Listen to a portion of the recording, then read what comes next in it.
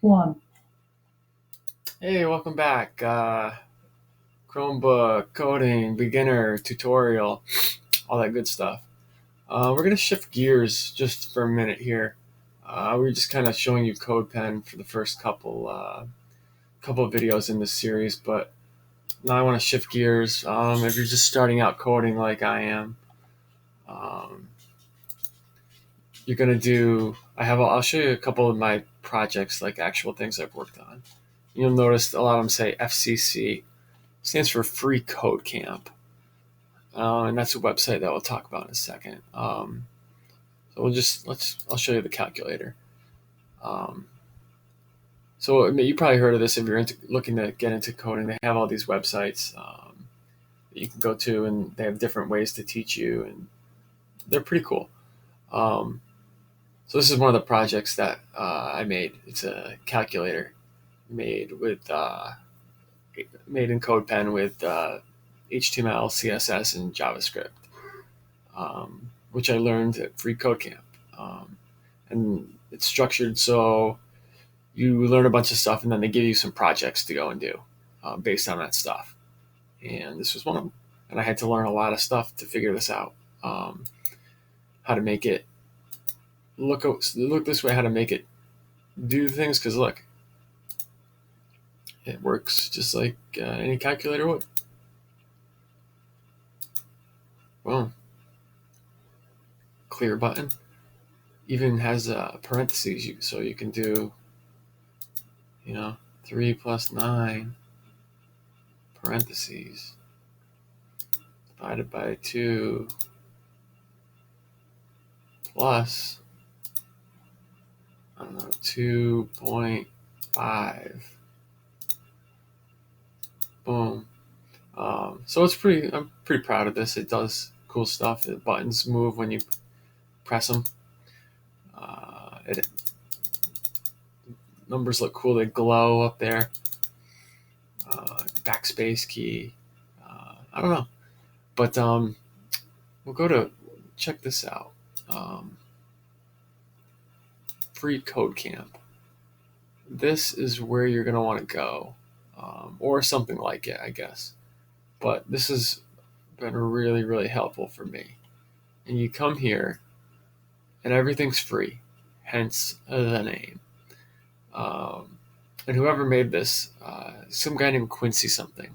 Uh, I'm sure he mustn't have been alone, but um, you create a profile and you go through kind of like a course, kind of like, I mean, I'd say it's the equivalent of like a year's worth of college, maybe more. I don't know.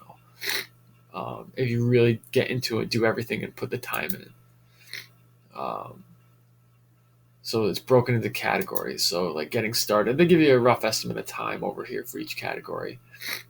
So this is just joining, and then you go through all these little things with the check marks are tasks uh, that you go through, and these are faded out because I've completed those tasks. And you can see the different topics: responsive web design, JavaScript, algorithms and data structures, front end libraries, data visualization, APIs and microservices, and it just goes on. And I'm not even down to this stuff yet. I'm up here. So when you click on one of these, boom, you get like all these sub things. So look, there's the HTML that we were using. There's the CSS we were using. There's the Flexbox I was talking about with the Flex. And then within each one of these is going to be another whole applied accessibility. There's going to be a whole nother set of those lists of those things to do. And I haven't even gotten to this yet. Because this is the beta. There's Free Code Camp regular and Free Code Camp beta. The beta's got a lot more, but it's in beta, which means it's not fully finished yet. So I'd recommend just going to the regular one to start with and checking that out. Then eventually this will be the regular Code Camp too, but that's another story.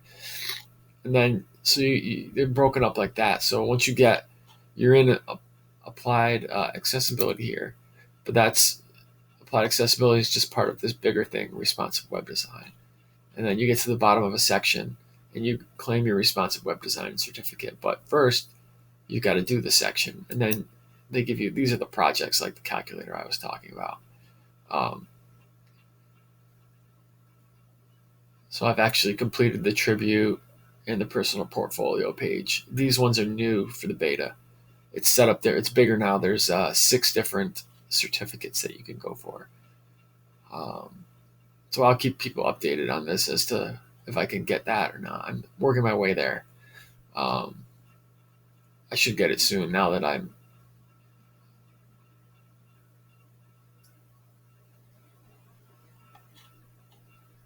actually doing a lot of stuff down in JavaScript. Like in JavaScript,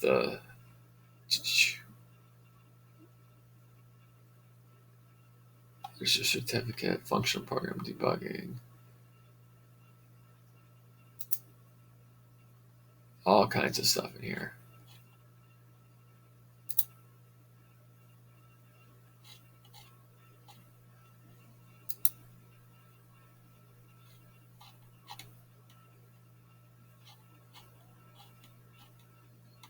As you learn, if you get into this JavaScript, it's like a never-ending field of study. Front-end libraries, which we haven't even talked about yet. There's a whole set of projects to do in there. That's where the calculator comes in. It was different in, it's going to be different in the non-beta version. It was up higher in that. I didn't have to go through as much to get to it. Pomodoro clock, drum machine, random quote machine. And at some point, you even contribute to open source and help nonprofits as you work towards full stack development, which is front end, which is what I'm working on right now, which is just like what you see, what the user sees on the web page, and back end, which is all the stuff that goes on behind the scenes that I have absolutely no clue about at this point. But look, 800 hours you put in of open source contributions. Once you're good enough, see, they're locked. Not everyone can just, you can't just go there unless you got skills and you've done this course and built your cred. And they're doing all kinds. I don't even know what they're doing. Legacy Code Grant, Greenfield Code Grant, Q&A, all kinds of stuff. Seems really interesting. And this is all free. This is someone took the time to build this whole thing so they could train people to be good at this stuff. It's amazing. So what we're looking at is the map. These are the little mini tasks, brownie points they call them. They go along with completing one of those. You get 1 brownie point. And they've got a whole community. They've got a forum that you can go to. Again, it's always going slow because we are recording with Screencastify, which is pretty cool. I mean, it's taxing the Chromebook, but the Chromebook is a little engine that could. It just keeps going.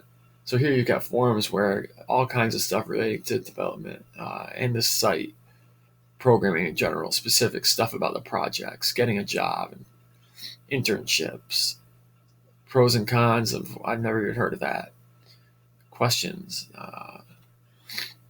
So you get a lot of, you can ask questions, you can find a lot of information here. It's really handy if you're going to do free code camp, which is a really good one. And there's another one that I actually joined first before that. Sorry about that. Not very professional, blowing my nose in the middle of the video. But hey, this is YouTube. All right. Code School is another interactive learning site. And I actually have an account here that I pay for. But I don't know how much longer I'm going to keep it because there's other resources. But this is handy.